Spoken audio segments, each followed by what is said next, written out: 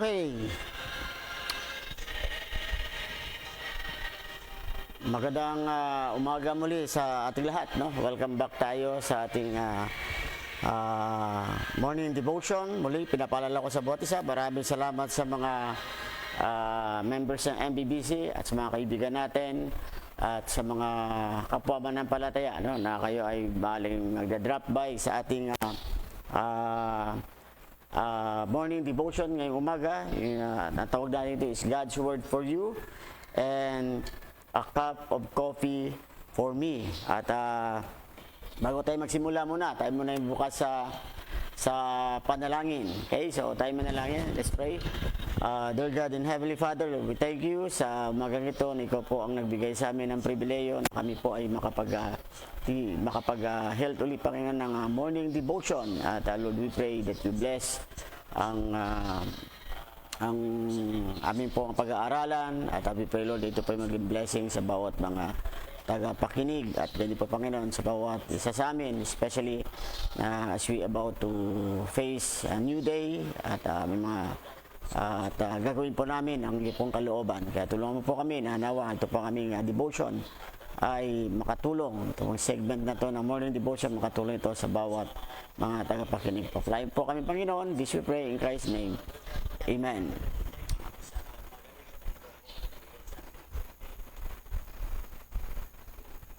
Okay, so bago tayo magpatuloy, no, ay makinig muna tayo ng isang special number mula sa recording din natin dito sa Metro Light Believers Baptist Church.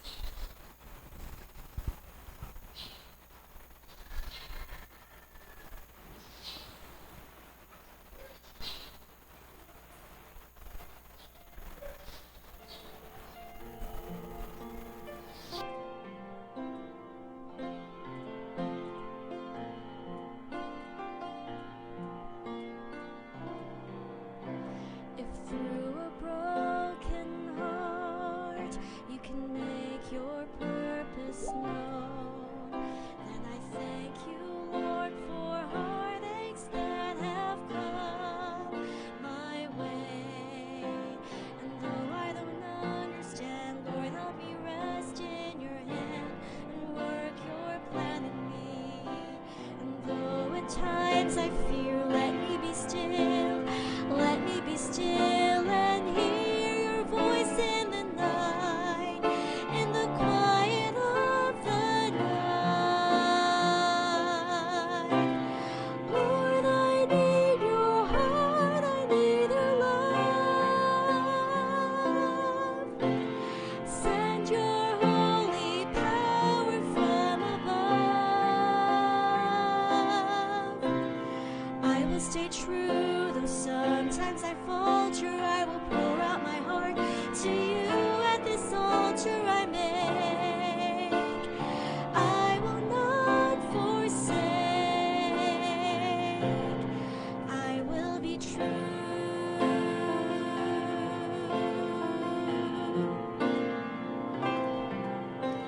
If through the trials you send, your glory may be seen, and your Lord, please give me strength and grace to rise anew. You are the potter and I am the clay.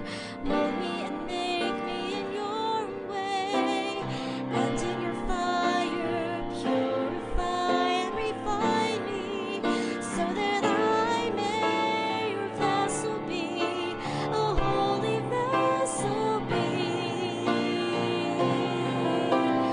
Lord, I need your heart, I need your love. Send your holy power from above. I will stay true, though sometimes I falter. I will pour out my heart to you at this altar I make. I will not forsake.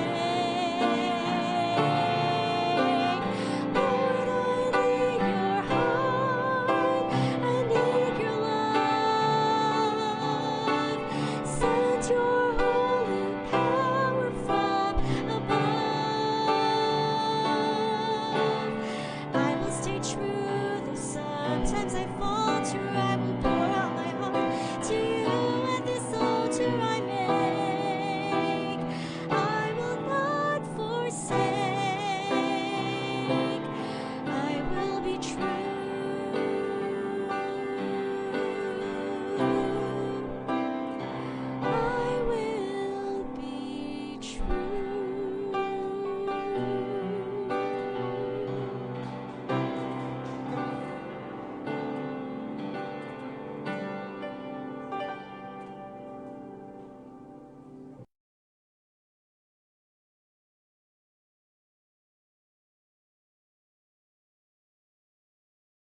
Muli, maraming salamat no, sa special number ni Sister Leanne. No?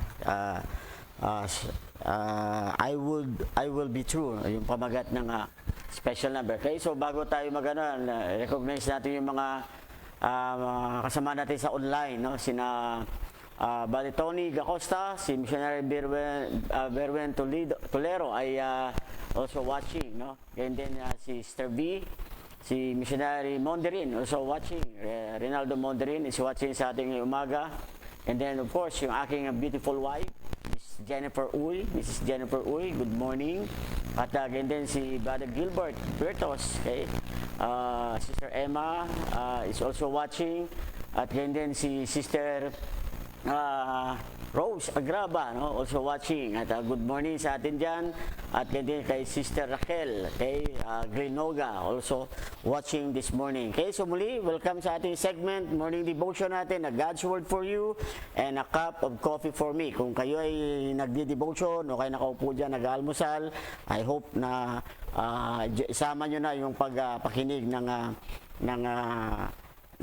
ating segment ngayong umaga, no? God's Word for you, yan, ito, and a cup of coffee for me. At ngayong umaga ay this will be our second day at medyo pasensya na at na-delay kami dahil nagkaroon kami ng technical problem sa live, kaya medyo na-delay tayo. Supposedly we were going to start ng 6:30 but we are now already at 7 o'clock, no? 7:01 na tayo, kaya medyo na tayo. But tomorrow we will try to na ma-resume natin ng on time na 6:30 para at least may mga time tayo lahat na makapag-set up pa rin. At maybe kung ikaw ongoing na sa trabaho, you can still turn on your cellphone or gadget para naman habang babiyahe ka ay makapakinig ka. Okay, welcome natin Sister Jeannie, si Brother Ellis, Sister Divina, at then Sister Jean, also Sister Nancy is watching ngayong umaga. No? Sa mga kaibigan namin that you are online, please type amen o type good morning o type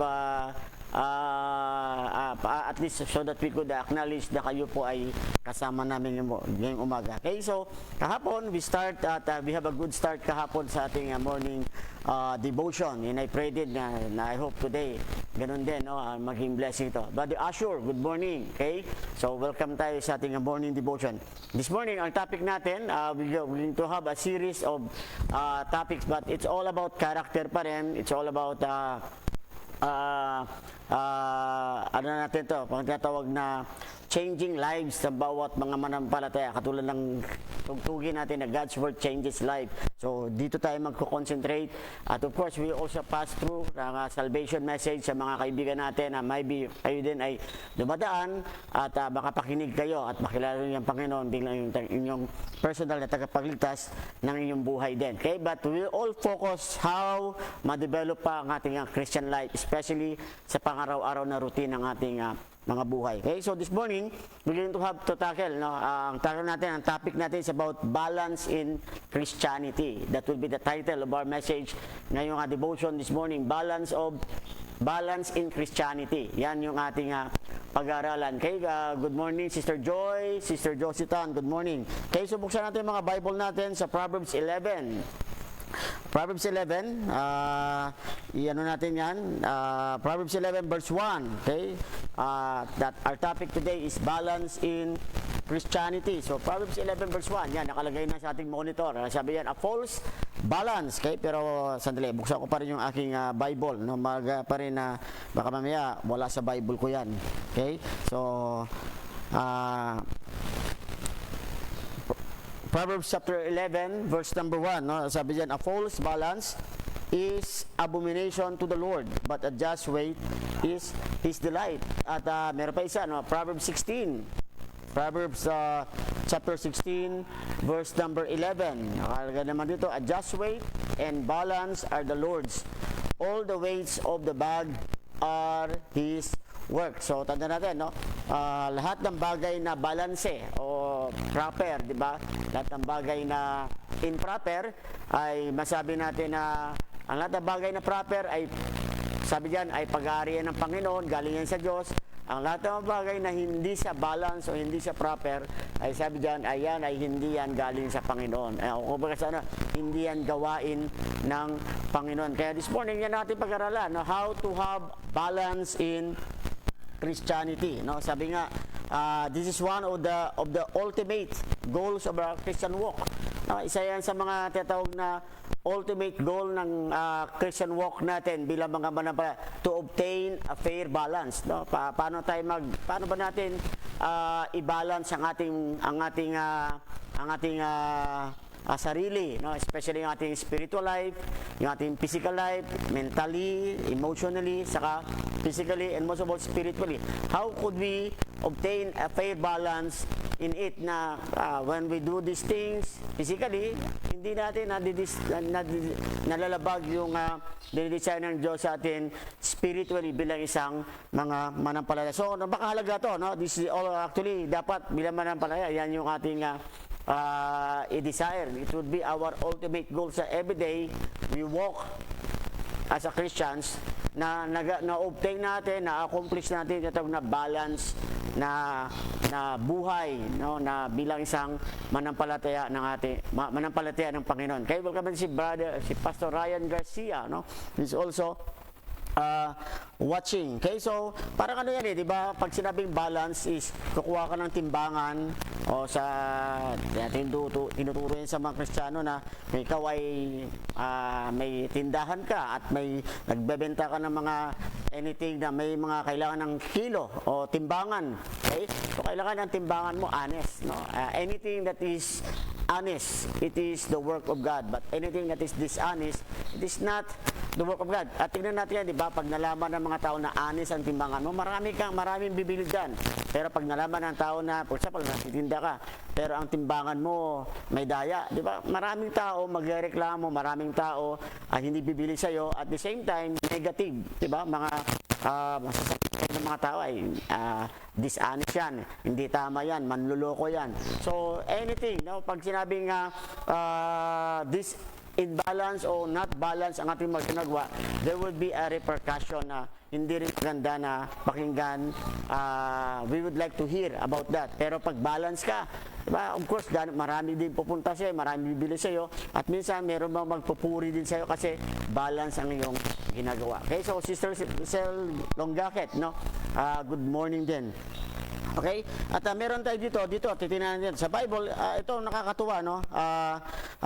Sabi nga, quite simply our Christian life is like that, dapat na katulad ng nagtitinda ka na kung na-appreciate mo yung, kung ikaw naman customer ka, na-appreciate mo yung isang pinuntahan mo na may timbangan siya at magandang kanya ka na, di ba? Ma-appreciate mo, na-appreciate mo na ay honest to na tao ito. So sa buhay ng Kristiyano daw dapat ganun din tayo, no? Dapat ganun din makita sa atin na yan ang mahalaga na makita natin. It is simply supposed to be yan ang buhay natin. So we need something to counterbalance everything that we add to ourselves in order to be a delight in the Lord. So in short, may mga kailangan tayong gagawin na we need to check kung ito ba ay for example, may gawa tayong ganitong bagay, tessakin natin nga na yung ginagawa mo ng bagay na wala ka bang nasasaktan o wala ka bang nasasagasaang ibang bagay naman o ibang side naman. Okay?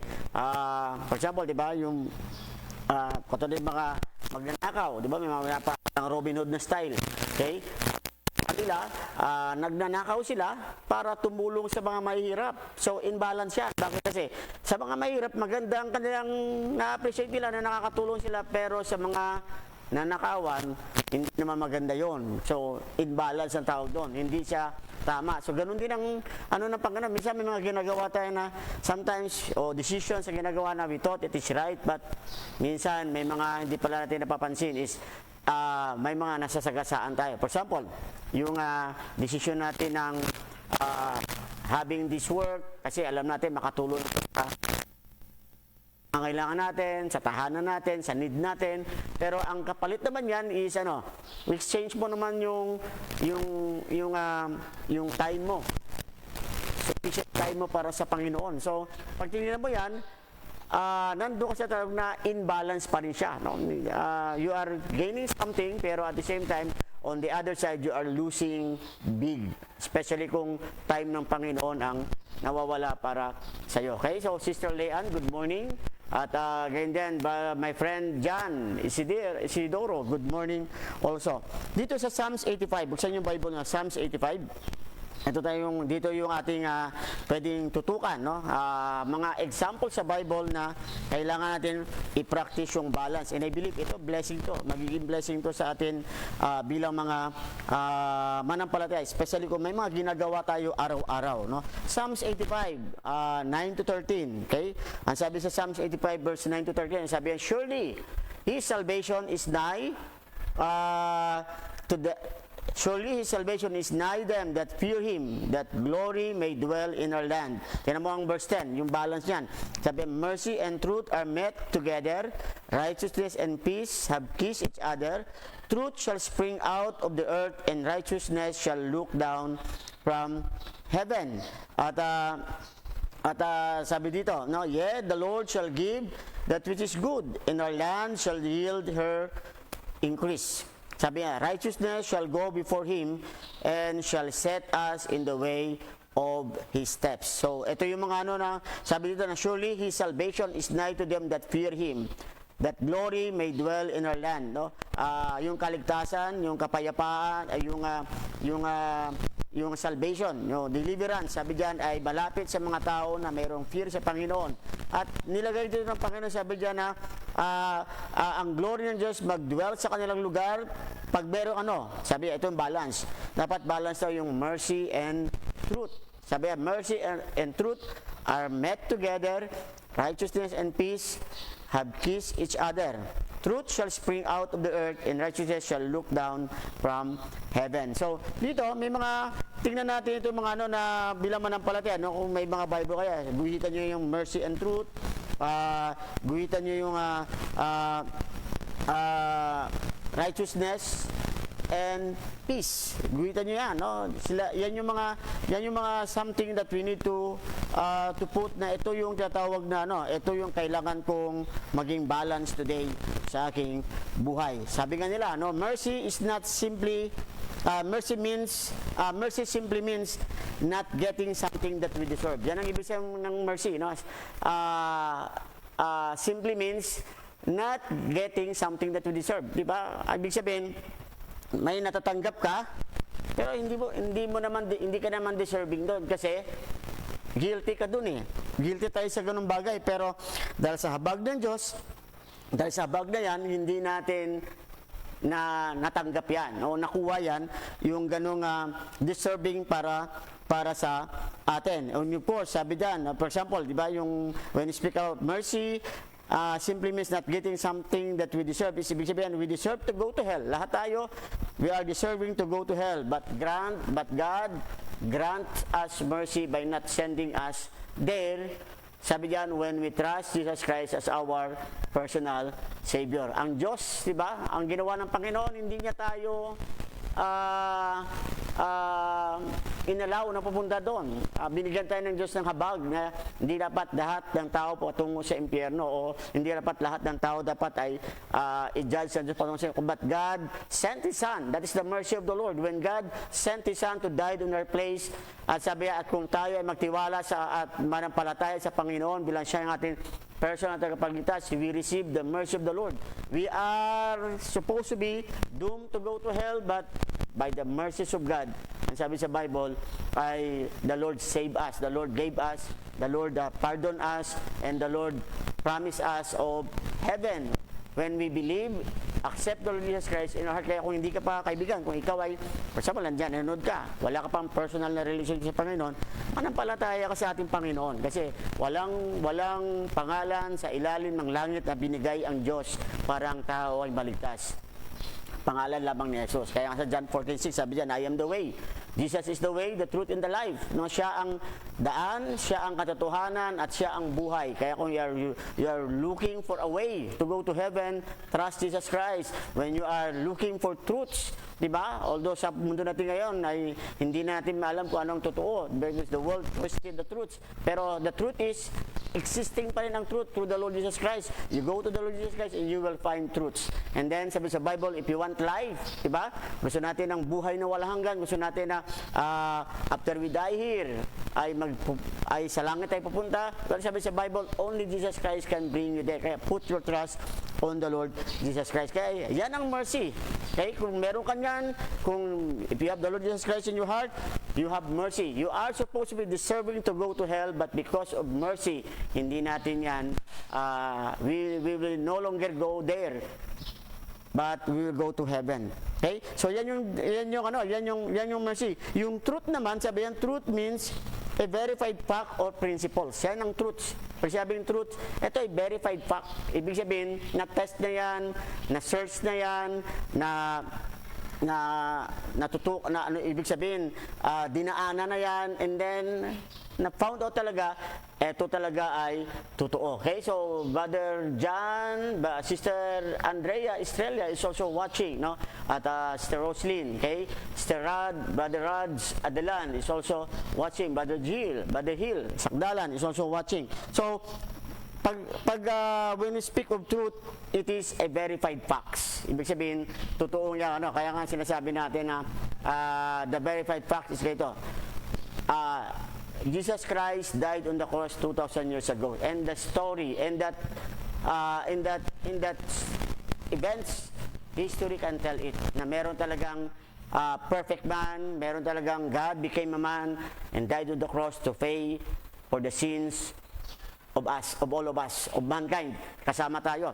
At verified truth yan. Marami makapag-testify yan. There is always a evidence that Jesus Christ exists 2,000 years ago. And that God fulfilled His promise that He will come down and gave His life as a ransom for many, para sa atin bilang mga tao. Okay? So, this morning, yan ang ating tignan. It is an unusual combination of words to find together. No? Bibira ka makakita ng ganung words na mercy and truths. Pero, that is the balance. Ang sabi dyan, yan ang balance na gusto ng Diyos na ma-live natin araw-araw bilang mga manampalataya. So, number one dyan, sabi yan, mercy and truth ought to have a balance in every Christian life. So, in short, kung ito ay sinabi sa Bible, so supposed to be dapat sa ating buhay manampalataya, it should be balanced in our Christian life. Mercy and truth should be balanced in our Christian life, sabi dyan. Okay? Dapat nakikita yung mercy, nakikita yung truth. So, ano mga examples yan? No? Saang areas tayo dapat makita yan? Sabi dito, we ought to be merciful towards one another. Bilang isang manampalataya, no, every day. Minsan, of course, hindi naman natin talaga hindi naman talaga natin hawak ang sitwasyon, circumstansya, sa araw-araw, kahit na minsan gano'n tayo ka-spiritual, maganda yung gising natin, pero along the road, diba? Minsan, natitest tayo, no? Nasusubukan tayo, along the road, we expect the unexpected. At bilang manampalataya, sabi sa Bible, yes, so, hindi natin, minsan may mga unavoidable circumstances. Pero, as a Christians, di ba? Mo natin dyan na, before you accept the truth, dapat nandun ka pa rin sa tinatawag na, sometimes sinasabi natin, di ba, naka-hurt na tayo ng tao. Well, sabi natin, that is truth. Kasi ganito nangyari. Okay? So, pero, we forget na dapat balance ka. When you accept the truth na talaga hindi mo iwasan yan, pero dapat as a Christians, you have this tinatawag na mercy. Before you do something, di ba? Before you you always have a room for understanding sa mga tao. For example, di ba? Sa trabaho mo, may ka-office mate ka na nakagawa na hindi maganda sa iyo. Talaga namang hindi naman talaga kaganda-ganda ang ginawa niya. So hindi mo out of your alam mo naman talaga yan talaga ang truths na nangyari, talagang verified na ginawa niya sa ito. Pero bilang isang Kristiyano, Yes, di ba? We need to confront the truth. We need to confront yung kasalanan, no? Kung merong wrongs, we need to confront. Pero sabi diyan, pero dapat meron ka pa ring mercy na pinapakita. Of course, my son, Preacher Nate, good morning, okay? Good morning. At yun yung ano dyan, yung tinatawag na mercy and truths. Dapat in every rule sa buhay natin, dapat yan ang unahin mo ngayong araw na to. Dapat meron kang mercy and truth. Kaya kung mag-pray ka this morning, pray mo, Lord, give me mercy and truth. Mercy and truth. Kasi may katotohanan may truths talaga minsan na you need to do this at reality kasi talagang naranasan mo, nasasaktan ka, na-hurt ka, o na-disappoint ka, pero hindi ka lang mag-dwell doon. Okay? Ano mo pa rin yung bago ka pumunta sa ganung sitwasyon na magbigay ka ng judgment, magbigay ka ng actions, is dapat tingnan mo pa rin, dapat meron pa rin mercy. Okay? Kasi yan ang sabi-sabi, nauna ang mercy, sabi yan, mercy and truth are met together. Saan yan nagbimet? In circumstances and problems and in some, di ba, unusual. Okay? So dapat yan ay pag ganyan dapat hindi lamang na you accept the truth but also you see mercy. You live in mercy. So yan ang ano dito. Sabi niya, we ought to be merciful toward one another. When someone falls into sin, diba, hindi dapat tayo maging buti nga sa kanya. Dapat lang sa kanya. No. When someone falls into sin, dapat meron pa rin tayong tinatawag na mercy. Diba? Dapat meron pa rin tayong habag. Okay? When someone is struggling with a burden, buti nga siya kasi matigas ulo niya. Diba? That is truth. Okay yan. That is truth. Dumadaan na sa dyan Pero you need to exercise mercy. When someone is facing a major battle in their life, diba? Pag may makita kang mga ganon, hindi yung bahala sa buhay niya. Gawa niya yan. Kasalanan niya yan. No, dapat bilang kung tayo Kristiyano, we need to show mercy on that. Kasi the Bible says, mercy and truth met together. Then, ang ano dyan, no, yung pangalawa, that is for tinatawag na how to be merciful toward one another. Pangalawa, we ought to be truthful towards one another also. So paano ka maging truthful? Still by acknowledging that sin is still sin. Yan ang truths, diba? Sa ating mundo ngayon, ang kasalanan kinukulayan na. Okay? Pero sa Diyos, dapat sin is sin. Hindi pa rin yan, hindi natin pwedeng baguhin. No? Minsan may mga tao, dahil sa habag nila, ay gano'n naman, dahil sobrang habag nila, binabypass ang sin. No, dapat hindi pa rin. Meron kang habag, pero at the same time, pagkasalanan, you need to face it. You need to deal with it. Dapat ganun ang ginagawa natin. Still, dapat in-acknowledge sa truth, dapat in-acknowledge pa rin that sin is still sin. Kahit na meron tayong mercy. May mga tao ganun di ba? May mga tao na full of truths, but no mercy. May mga tao naman full of mercy, but there is no truth. Katulad yan, nangyayari sa Israel, di ba? Hati ang mundo ngayon. Sa pananaw nila sa ginagawa ng nangyayari sa Israel. May mga tao na galit sa Israel because overkill ang kanilang ginagawa pagdating sa Gaza. Pero may iba naman na pag sinasabi ng Israel, sobra naman ang ginawa nila sa civilians ng mga Israel. So, may truths. So, minsan tayo, because of mercy, nahabag tayo sa mercy, nahabag tayo sa mga tao, hindi natin nakikita na malaki palang kasalanan na ginawa nila. Why this person drove them to do like that na sobra-sobra kasi because of the sin that they do. So may mga ganun bagay pero minsan natatakpan yan. Pag nasobran ka ng mercy, hindi mo nakita na ang kasalanan kailangan siyang i-judge. So, sa truth, dapat gano'n. Kaya, mercy and truth, we need to, pag tayo we are facing, o tayo nabubuhay araw-araw, dapat gano'n na mercy. You need to live by mercy, at the same time, you need to live by truth. Met together yan. Mercy, okay yan, dapat may habag tayo, pero hindi dapat yan, dahil sa mercy, hindi dapat natin binabypass o wina-water down ang kasalanan. Okay, so Pastor Chris Gamba, good morning. Sister Gloria Siletere, good morning. Sister Cecilia, good morning. Mama Le, good morning. Okay, Sister Arlene Ladrillo, also good morning. No, kasama natin sila. Sister Jobilin Grimaldo, good morning. So marami tayong mga nasa online ngayon. So yan yung ibig sabihin ng tinatawag na balance in Christianity. Balance in Christian life. dapat mercy and truth goes together. Sabi nga, it is interesting, no? Kung na ito, still truth even when it hurts. Di ba? Dapat yan ay, sa truth kasi kahit daw masakit, kailangan mong gawin yan.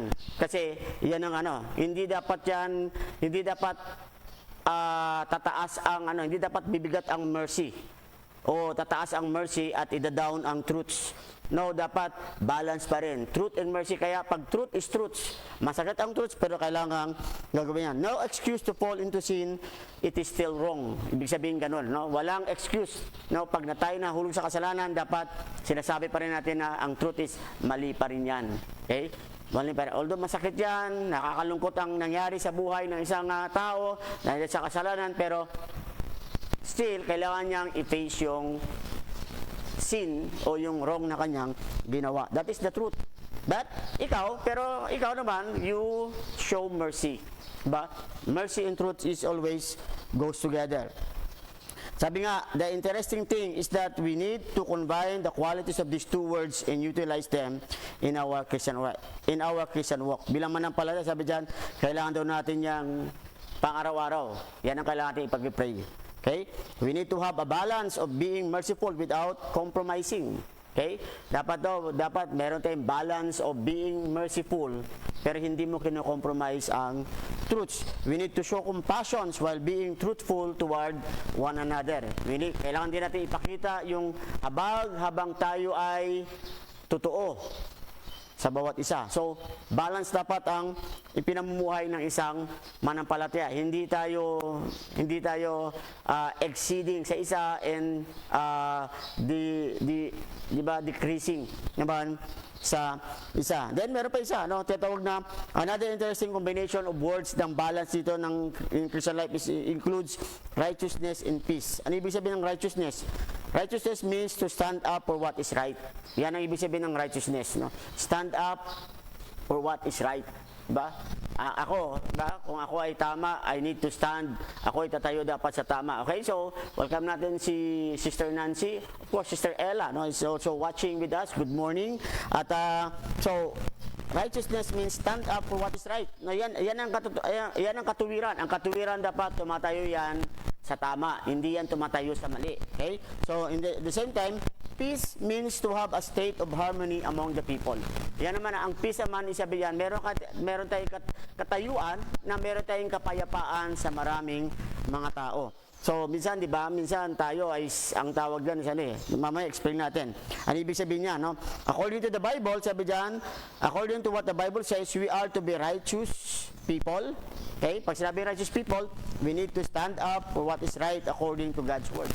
Ang righteous people, tumatayo yan sa tama. Okay? Ayon sa salita ng Diyos, hindi ayon sa gusto ng tao. Minsan may ganun eh. Minsan may mga tao naman para sa kanila, ito ang right sa kanila. Pero tayo bilang Kristiyano, dapat tayo ay nakatayo sa righteousness ng Panginoon. Ang mga anak ng Diyos, righteous people stand for what is right, to stand up for what is right according to God's word. Ano ang sinasabi ng salita ng Diyos? Yan, doon tayo dapat tumatayo. Kaya nga, wag nating baltutin ang salita ng Diyos. Huwag natin baltutin kung ano ang tama at ano ang mali. Okay? So, kasi ang Bible, firm yan sa kanyang salita. Ito dapat, kung tayo Kristiyano, dapat dito tayo. Diba? Pag sinabi ng Panginoon na mali ang maging dishonest ka bilang isang office worker, mali talaga yan. Mali bilang isang estudyante na mangopya ka, mali talaga yan. So, ganun ang dapat natin titingnan. Hindi dapat natin i-water down, hindi dapat natin yan bigyan ng excuses o intindihin. So, what is wrong? What is wrong? Kaya natin sabi that is wrong because we stand on what the Bible says para sa atin. Okay? So, sabi dyan, we need to stand up for what is right according to God's word. We need to live righteous lives. Bilang manampalataya, kaya nga sa buhay natin, di ba? Hindi lamang na we need to walk in mercy and truth, but we need also to live in righteous life.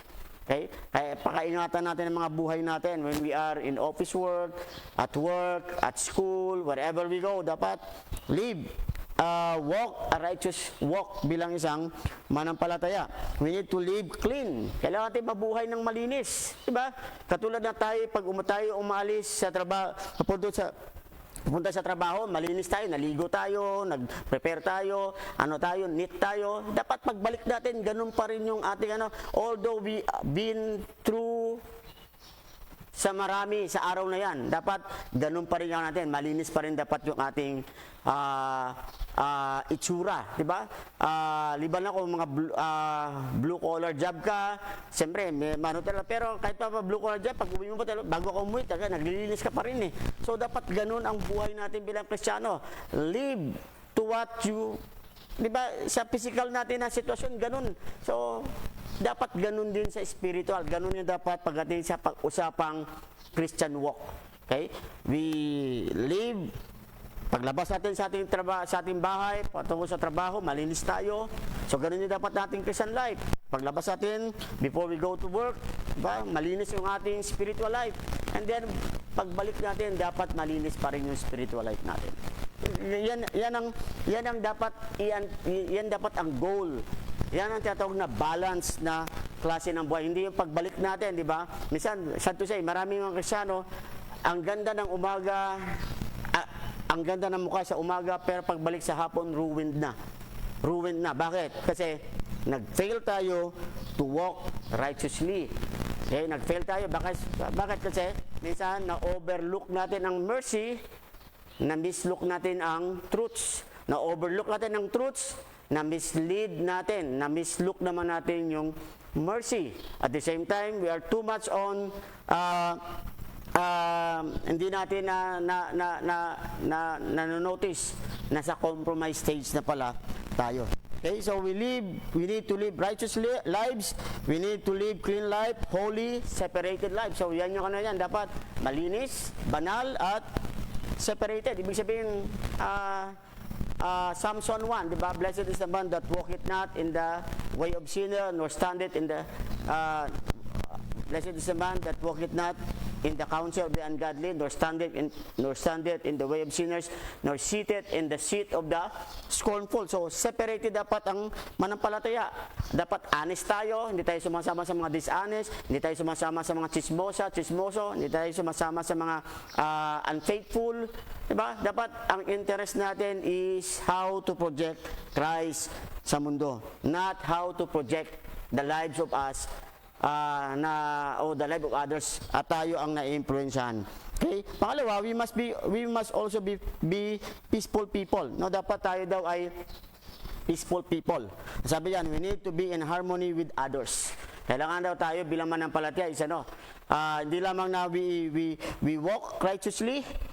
Kasi sabi diyan, di ba, sa verse 10, sabi, mercy and truth are met together. Righteousness and peace have kissed each other. Sabi mo yan, righteousness and peace have kissed each other. So, righteousness, hindi lamang na tayo ay righteous, but we are also peaceful type of people. We have a harmony with each other. Wala tayong kaaway, wala tayong kalaban, wala tayong kaaway. Yan ang ibig sabihin yan. We need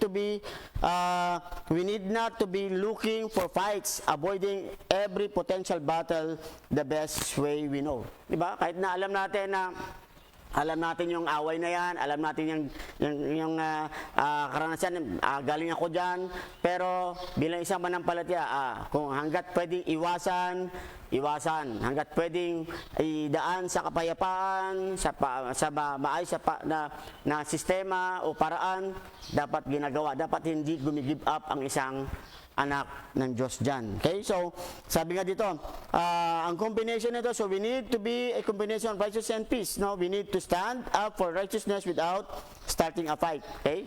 Ibig sabihin, kung ikaw ay tumatayo ka sa katuwiran, di ba? Tumatayo ka na hindi ka nagsisimula ng away. Minsan ganun eh. May iba tao, tumatayo sa katuwiran. Ito yung tama, pero it ignites war naman sa kabila. Kasi para sa kabila, hindi tama yung ginawa mo. Hindi tama yung ganito. So, hindi balance yan. No, minsan tayo ganun eh. Minsan, kaya be careful tayo pag may mga tao na magsusug sa atin. For example, magsasabi, sa ganito, sa ganyan. Dapat ikaw, you need to be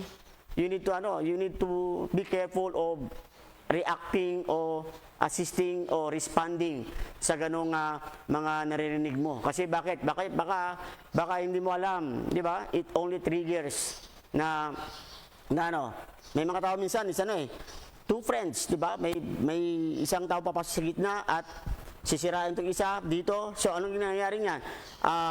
Ang balak lang ng isang to sa gitna, pag-awayin kayong dalawa. Okay, so maging careful ka, maging careful tayo. We need to stand up for righteousness. Yes, kung totoo naman sinasabi yan, tayo sa katuwiran, pero hindi ka dapat nagiginate ng war sa kabila. So yan ang ibig sabihin. We need to live righteous lives without rubbing it in others people's faces. So dapat katulad yan, 'di ba, yung ang prinsipyo ng tao, ang prinsipyo ng mundo, ang design nila is paano sila umangat, aangat sila regardless kung sino ang tinatapakan nila. That is not right, diba? Ang Kristiyano dapat hindi ganun ang ating walk of life sa ganun. Okay? Dapat tayo kung ano man ang we live up, ginagawa natin ang tama na hindi tayo nakakaapak ng iba. Kaya nga sa atin, pag nagtrabaho, work hard. Yan ang key para ma-promote ka, work hard. Hindi ka manipsip, hindi ka manira para yung iba ay mabagsak para makuha mo yung kanilang posisyon. No, you work hard, sabi sa Bible, and then let the Lord, yan ang magbe-bless sa'yo. Yan yung katotohanan. And then still you have a peace with others. Okay? So we need to live clean, holy, separated life as such to the point where others won't find fault with us. So kailangan daw everyday yan ang goal natin, no? Dapat try natin mabuhay ng mercy and truth, righteousness and peace, na kung saan ay dapat yan ay walang na ang goal natin na matapos natin ang buong mag-araw na hindi yan, di ba, walang makitang fault sa atin ng tao. Masama, pangit naman na marami tayong sinasabi, pero at the same time marami din binabato sa atin yung mga tao. So hindi siya totoo, no? Hindi siya balance. Dapat kung may mga sinasabi ka, of course people that listen to you they cannot able to throw stone because they have nothing to throw stone at you. Yan ang katotohanan. Okay, so welcome natin ulit si Sister Ate Rita. Of course, si Pastor Julius Tagulao also watching. Sir G. Pangwis also watching. So magandang umaga po sa ating lahat ng mga viewers natin. Okay, so ito pa isang maganda, no? Psalms 96 verse 6. Ang sabi sa Psalms 96 verse 6, sabi diyan, honor and majesty are before Him. Strength and beauty are in His sanctuary. So mga balance yan, honor and majesty, strength and beauty are in His sanctuary. Ano ibig sabihin yan? The Bible gives us another interesting counterbalances toward our Christian walk. No? According to this, we are to have majesty. Pag sinabing majesty, we are to hold supreme greatness and authority. No? Ito dapat ang natin bilang mananampalataya. Pag Kristiyano ka, do not compromise yung Christian life mo sa offer ng mundo. Dapat nandun pa rin tayo sa tinatawag na we hold our supreme greatness. Anong supreme greatness? Tayo ay mga anak tayo ng Panginoon. Tayo ay anak tayo ng Diyos. We are representing Jesus Christ on this world. We are ambassadors of the Lord Jesus Christ representing heaven on this world. Kaya nga dapat yung ambassador yan, if you will study the life of every ambassadors na represent na pinapadala sa ibang bansa, they represent their greatness, they do not show their weakness. Hindi nila pinapakita ang weakness sa kanilang bansa. Pinapakita nila yung supremacy, yung greatness at authority ng kanilang bansa. So tayo bilang mananampalataya dapat ganun ang pinapakita natin. Sabi diyan dapat yung majesty and ano sabi dito? Majesty. Yung honor and majesty dapat diyan ay goes together. So according to this, we are to have majesty. We are to hold supreme greatness. And kaya nga Christian life dapat hindi mo yan, 'di ba? Hindi mo yan water down ang pagiging Kristiyano mo. We need to hold ourselves with authority. Okay? Kung leader ka, lead. Kung ikaw ay teacher, teach. Kung ikaw ay motivate, kung ikaw ay Kristiyano, be a Christians. Yan yung dapat nating ipakita. We are also to hold honor, sabi diyan, no? That is, ano ibig sabihin, no? That is to be honorable in our actions. Stand for what we believe. Alam mo, totoo yan, yung honor, yung to become honorable, stand to what you believe. Anong believe natin? We believe that we are a believers of the Lord Jesus Christ. And therefore, being a believers of the Lord Jesus Christ, hindi tayo uma-agree sa mga unbelievers. Okay? Sa mga unbelievers. Hindi tayo uma-agree sa mga sistema, for example, sistema ng mundo. Kaya nga pag nag-work tayo, maging careful tayo na hindi ka nagko-compromise. 'Di ba? Bilang isang Kristiyano, alam mo kasi pag nagko-compromise ka, mawawalan ka ng honor. Totoo bakit ang problema ng mga Kristiyano ngayon? Ang hirap lang mag-invite, ang hirap lang dalhin ang kanilang loved ones, ang hirap dalhin ang kanilang mga kaibigan sa Panginoon, ang hirap lang dalhin ang mga tao para sa especially yung mga tao na sa circle nila, mga friends nila.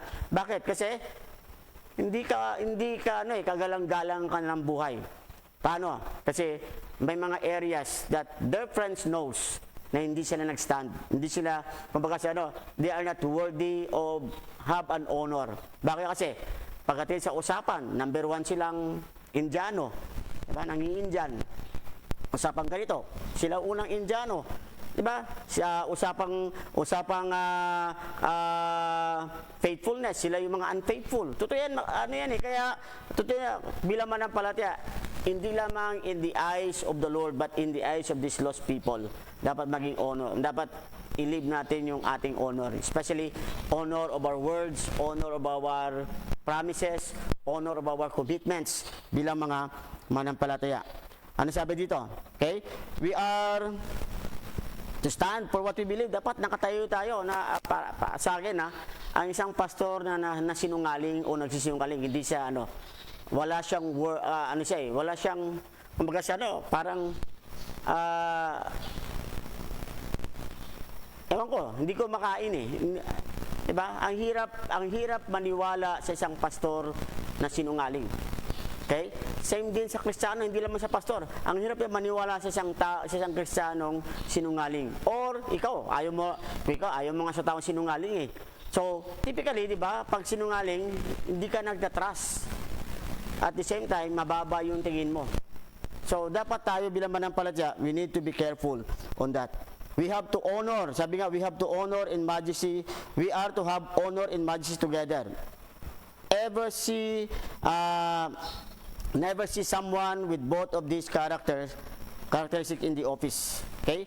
We are to hold our integrity in our authoritative manner. We are to have a sense of pride, but yet hold fast to the character of our honor. At meron pa isa, strength and beauty. Christians are to have strength. Ano yan? Anong strength yan? Strength in courage, strength in battle, strength in enduring burdens, strength in our Christian walk. So, yan yung ang Kristiyano doon, dapat meron siyang strength and beauty. May lakas, pero may muka. Diba? Yung iba, mukha lang, walang lakas. Yung iba naman, lakas, walang muka. Diba? Lakas ng muka. Diba? Parang ganon. Pero, dapat maghiwalay. Strength, tapos beauty and beauty. Diba? Yun dapat, kaya saan tayo dapat may strength?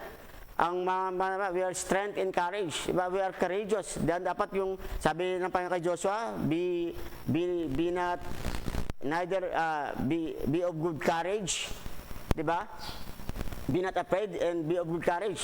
Yan ang sabi ng Panginoon kay Joshua. So dapat ang Kristiyano, dapat we are full of courage. Yan ang lakas natin.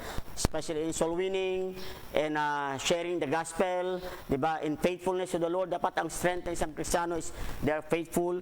Ang courage sila of faithfulness in the Lord. Tapos strength in battles, di ba? Pagdating sa mga problema, dapat matatag tayo, hindi tayo iyakin. Okay? Strength enduring burdens, di ba? Pagdating sa mga trabaho, patience. Minsan tayo sa trabaho, reklamo tayo. So, hindi yan dapat ang trabaho, sa trabaho tayo, dapat nakikitaan tayo ng lakas doon. Okay? Pinsan, Rod is also watching. No? Thank you for watching. Sister Lucy Matawa is also watching. Mother Jet is also watching sa atin. Magandang umaga po sa inyong lahat. At welcome tayo sa God's Word for You and a cup of coffee for me. And then, Christians are to have beauty. Paanong beauty? Beauty in courage. Okay? Meron tayong beauty in courage, beauty in battles, beauty in burdens, beauty in our Christian walk. Ibig sabihin ganito, di ba? Katulad sabi ko kanina, pag pumasok tayo sa trabaho, sa school, malinis tayo. Ang ganda natin. Dapat pagbalik natin sa bahay, maganda pa rin tayo. Di ba? Kahit na dumaan tayo sa maraming gera, maraming hinarap sa araw na to, maraming disappointments, maraming failure o discouragement or di ba? Pero ano pa rin tayo? Fit pa rin tayo, strong pa rin tayo, beautiful pa rin tayo. Kaya minsan ganun na na dapat hindi ba kumbaga sa hindi kayang sirain ng mundo yung wangis na isang totoo, yung isang malakas na manampalataya. Kaya nga, a Christian are to have balance of both beauty and strength. Christians are to have a balance of being graceful while developing the strength to endure these struggles. Ibig sabihin, diba, tayo dapat ay balance tayo na kahit na dumadaan tayo sa mga pagsubok pero graceful pa rin tayo. Parang ano yan, parang ambulansya. Di ba ang ambulansya? Mabilis tumatakbo yan pero hindi natatapon ang pasyente sa loob ng sasakyan. Yan yung mabilis yan pero graceful ang drive. So dapat ganun ang buhay Kristiyano. Pagdating sa mga tough times, pagdating sa mga pressures, graceful pa rin tayo. Hindi naman tayo na pabanjing-banjing ka, hindi naman ganun. Pero makita mo na ginagawa mo pero hindi ka, di ba? Hindi ka nakikitaan ng worry, hindi ka nakikitaan ng fear, hindi ka nakikitaan ng disappointments, kundi ang ikaw bilang manampalataya, you are stand firm, assured ka sa promises ng Diyos para sa iyo. Okay? So, sabi nga ito, a Christian to have sabi, a unique combination perhaps, sabi yan, the ultimate combination of all. No? Practicein natin yung mercy and truth, righteousness and peace, ano yan, yung majesty and honor, and then strength and beauty. Yan ang sabi dito na yan ang pinakamaganda na pag ito ay araw-araw, di ba? Isipin mo, pagpasok mo sa trabaho, maganda ka, pagbalik mo, maganda ka pa rin. Pagpasok mo, gwapo ka, pagbalik mo, gwapo ka pa rin. Hindi pagbalik mo, gorilya ka na, di ba? Pangit pagbalik mo, gorilya ka na eh. O kaya, pagpasok mo, nakangiti ka, pagbalik mo, unggoy ka na eh. Diba? Nakasimangot ka na. Hindi, dapat ganun pa rin tayo bilang manampalataya. Dapat nandun tayo sa balance na ano natin. Kaya nga sabi, a just balance is the danger that people is facing this day. No? Alam mo, ang just balance, yan yung, kumbaga sa endangered species na yan. Endangered species na yan na kung saan ay paano ito sa buhay ng mga tao, lalo na pag mga Kristiyano. Ngayon kasi, just balance, ano sabi yan, meron tayong tinatawag na lopsided gospel. No? Ang gospel ngayon, masyado ng abuse. Marami ng katulad yun, mga nangyari ngayon sa Israel. Ang dami mo nakita mga prophecy na binabasa nila pag na sinasabi ng mga sa internet, sa media, mga prophecy na ganito. Pero pag pinag-aralan mo, ikaw may alam ko sa Bible, masabi mo, tapos na yan eh. Hindi na yan applicable, pero minsan, kumbaga sa tinitake advantage ba to abuse and to misuse yung Kaya ganun din ngayon. Kaya nga, yung just balance nasa in danger na ito sa mga tao natin sa ating panahon ngayon. Kaya nga, we must be very careful to present the complete gospel. Pag pinag-usapang gospel, dapat totoo ang natin, ang gospel natin simple lang. Jesus Christ alone saves. Yan ang gospel. Si Jesus lang ang tagapagligtas. Wala nang plus, wala nang minus. Okay? Wala nang ganito, if, but, or cons. Hindi, Jesus alone save. Yan ang gospel. Okay? So, mga bagay na dapat nating makita. Okay? Sabi nga dito, heaven, kung mag-share ka, heaven with heaven and hell lang. salvation without repentance. Okay? Hindi naman pwede salvation without repentance yan. Pero yan yung mga misuse gospel eh. Diba? Yan yung mga hindi ngayon nakikita. Okay? So, yan yung mga, kumbaga sa ano, hindi naintindihan ng mga tao. Marami ngayon. Sabi na, kaligtasan, hindi mo na kailangan ng repentance. Salvations without a repentance, that is wrong. Diba? Heaven with a hell. Diba? May langit daw, ang langit daw na may impyerno. That is wrong. Okay? Ang langit is different from hell. Okay? So, hindi mo pwedeng pagsamahin yan. Okay, si Tatay Tomasi, good morning.